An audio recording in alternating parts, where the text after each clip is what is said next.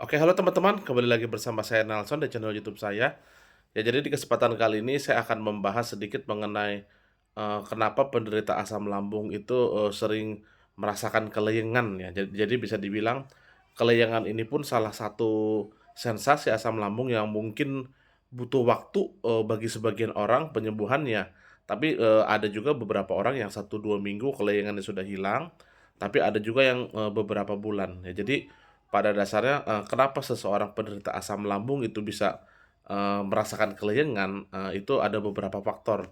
Dan tentunya teman-teman pada dasarnya nggak perlu cemas ya, nggak perlu khawatir, karena keleyengan, akibat asam lambung itu tidak akan sampai mengakibatkan pingsan ya. Jadi biasanya hanya oleng sedikit, tapi setelah itu, langsung sadar kembali. Jadi teman-teman bagi yang masih takut, keramaian ya, takut bepergian jauh, pada dasarnya jangan terlalu khawatir. Kenapa? Karena keleyengan pada penderita asam lambung itu sebenarnya tidak akan, menyebabkan, pingsan. Nah, jadi ada beberapa faktor kenapa penderita asam lambung itu keleyengan ya. Jadi, ada biasanya itu karena tekanan darah tinggi ya, tekanan darah rendah ya, atau hipertensi, hipotensi, gula darah menurun, dan juga kekurangan vitamin B12.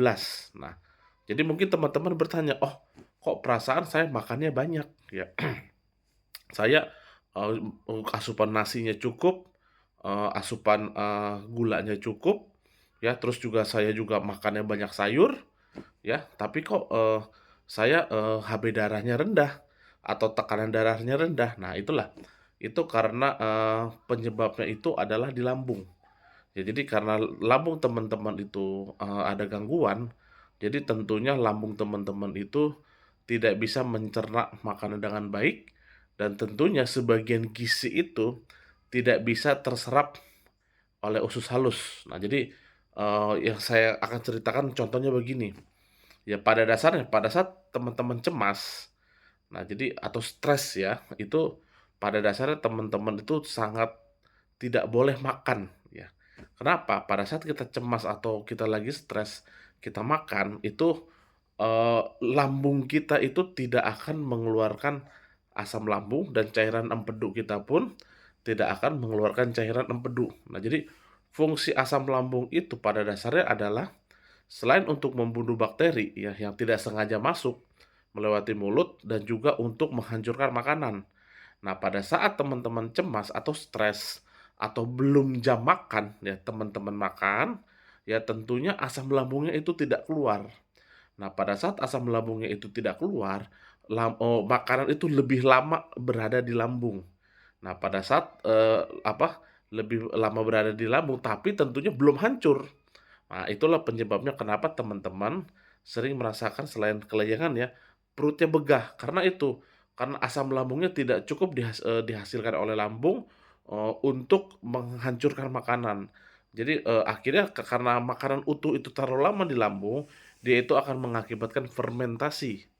Nah, pada saat, fermentasi muncul, itulah yang sering teman-teman rasakan perut kembung, ya bahkan sebagian orang sampai sesak nafas. Nah, tentunya pada saat terjadi fermentasi, gizi-gizi makanan, tidak terserap dengan baik oleh usus, halus atau usus 12 jari. Nah, jadi intinya, teman-teman harus makan teratur dan jangan sedikit-sedikit makan, ya karena lambung itu harus sudah teman-teman set ya, jam makan itu harus sebisa mungkin setiap hari itu sama jamnya. Supaya asam lambung kita keluar pada jamnya, makanan masuk, ya. Jadi misalkan teman-teman, ngemil ya belum jam makan walaupun terasa lapar, itu disebutnya lapar semu ya. Lapar semu itu bukan karena tubuh membutuhkan, tapi karena memang hanya perasaan saja. Nah, jadi tentunya bagi teman-teman yang merasa keleyengan ya, biasanya kalau orangnya berat badannya turun ya, kecenderungannya itu kalau nggak hemoglobinnya rendah atau HB darahnya, tekanan darahnya rendah, atau juga, gula darahnya rendah. Tapi banyak juga yang, "Oh, saya gemuk, Pak, berat badan saya, kecenderung gemuk." Dicek HB darah kita normal, ya tekanan darah malah, normal. Nah, itu kenapa? Nah, keleyengan itu bisa juga terjadi akibat kekurangan vitamin B12, dan juga akibat apa, kecemasan itu sendiri. Nah, jadi ada berbagai macam, penyebab kelayangan. Nah, jadi bagaimana solusinya? Ya tentunya teman-teman harus makan sesuai dengan jam ya. Makanya kalau misalkan hari ini makan pagi jam 7, berarti sebisa mungkin besok pun, pagi jam 7. Nanti tentunya lambung dan cairan empedu kita sudah terbiasa, sudah kasih sinyal. Nah, biasanya jam 7 itu kita terasa lapar. Nah, setelah itu, kita makan, cairan empedu kita dan asam lambung itu keluar. Nah, asam lambung itu keluar dan tentunya memang harus asam ya. Nah, ada beberapa penyebab teman-teman pola makan yang salah, akibatnya asam lambung teman-teman itu berkurang. Yang pertama apa? Selagi makan, teman-teman sering diselingi dengan minum. Nah, itu pun menyebabkan, kadar keasaman asam lambung teman-teman berkurang.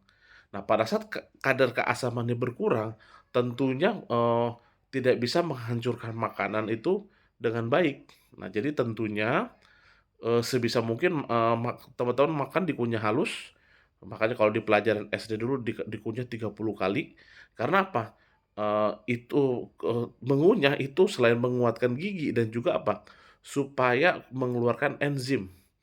Air liur kita itu ya, kalau kita mengunyah, biar makanan kita itu, bercampur dengan enzim ya, enzim petialin dan enzim amilase, ya itu yang umum diketahui.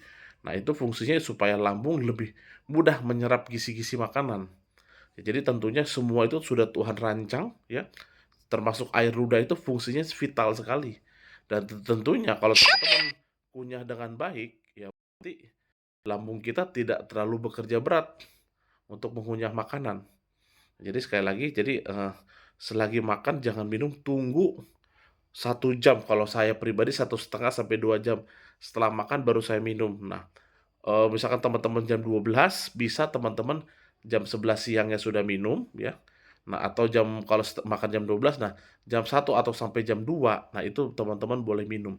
Jadi jam makan dengan jam minum itu teratur. Nah, jadi kebiasaan makan baru 2 sendok, dorong air, oh itu sangat kebiasaan yang sangat merusak kesehatan. Itu menyebabkan kelayangan teman-teman dan perut kembungnya teman-teman itu tidak kunjung sembuh. Nah, jadi asam lambung itu sebenarnya tidak berbahaya, malahan itu sangat penting sekali untuk membantu menghancurkan makanan. Nah, ini juga hubungannya ini saya jelaskan sedikit ya. Kok teman-teman itu, gampang kena tipes? Banyak yang sebagian itu kena asam lambung, juga kena tipes juga. Kenapa seperti itu? Karena itu, pada saat tingkat keasaman asam lambung kita berkurang, berarti fungsi untuk membunuh bakteri dan virusnya itu pun berkurang. Nah, tentunya bakteri itu gampang masuk ke lambung, dan bahkan sampai lolos dari lambung dan masuk ke usus. Nah, itulah yang menyebabkan teman-teman tipes. Nah, itu penyebab pertama selagi makan minum, dan kedua, teman-teman, sering bernafas lewat mulut. Jadi pada saat kita bernafas lewat mulut, bakteri itu masuk tanpa tersaring, ya.